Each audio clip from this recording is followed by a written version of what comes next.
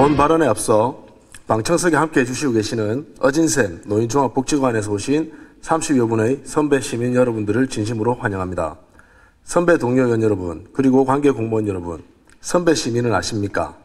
선배 시민은 우리가 흔히들 부르는 노인 혹은 실버 세대를 부르는 새로운 표현이라고 합니다. 시민이라는 표현을 한번 써보는 것은 어떨지 조심스럽게 제안해보며 발언을 이어가겠습니다.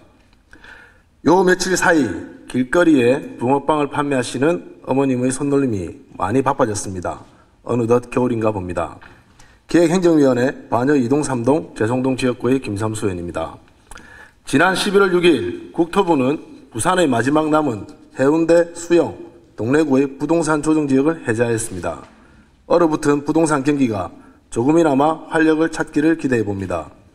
본 의원은 금일 지역주택조합 관련 이야기를 하려고 합니다. 잠시 영상을 함께 보시겠습니다.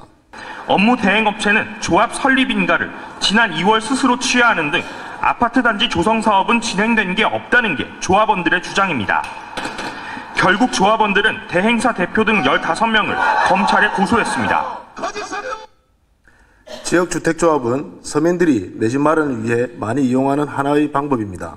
가끔 길거리를 다니다 보면 도저히 믿기지 않는 가격에 아파트를 공급한다는 문구의 현수막을 쉽게 보실 수 있습니다. 대부분이 지역주택조합의 광고인데요. 사업이 정상적으로 잘 진행되면 저렴한 가격에 내 집 마련의 꿈을 이룰 수가 있습니다. 어디까지나 사업이 정상적으로 잘 진행되어야 가능한 일입니다. 지역주택조합은 건설사나 시행사가 아닌 수요자들이 직접 자금을 모아 땅을 산 후 시공사 선정을 거쳐 아파트를 건축하기 때문에 별도의 금융비용이 적고 시공사와 도급계약을 맺어 원가도 낮출 수가 있습니다. 게다가 일반적인 정비사업과 달리 임대주택의 의무비율이 없어 수익성도 높은 편입니다. 그러나 아무런 문제가 없는 사업장일지라도 지역주택조합을 통해 내 집 마련의 꿈을 이루는 것은 수많은 인고의 시간을 기다려야 하는 것입니다. 조합의 승인을 받기 위해서는 해당 부지의 95%의 소유권을 확보해야 합니다. 원활히 진행된다면 아무런 문제가 없겠지만 기존 거주자들의 반대에 부딪히거나 동일 부지 내 다른 사업자가 들어오는 경우가 발생하기도 합니다. 몇 년 전의 이야기지만 본 의원의 지역구인 곳에서도 동일 사업장 내 두 곳의 조합이 설립 절차를 추진하다 급기야 한 곳의 조합장은 극단적인 선택을 하기도 한 사건이 있었습니다. 하지만 조합장 한 사람이 극단적 선택으로 끝나는 것이 아닙니다. 조합원으로 가입한 서민들의 경우 본인이 납입한 조합비를 고스란히 잃어버리게 되는 것입니다. 그렇다고 이러한 사업장들에 대해 관할 지자체에서도 주의하라는 권고 외에는 별다른 조치를 취할 수 없는 것이 현실이기도 합니다. 그나마 최근 추진 중인 주택법 개정안에 이러한 피해자들에 대해 구제할 수 있는 방안들이 일부 반영되어 조금은 희망이 보이기도 합니다.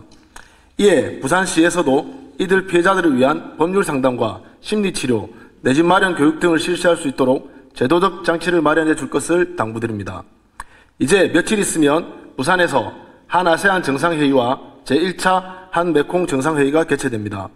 지금 정부에서 추진하는 가장 큰 국제행사를 부산으로 유치해 주신 모든 분들께 진심으로 감사드리며 행사의 성공적 마무리를 기원합니다.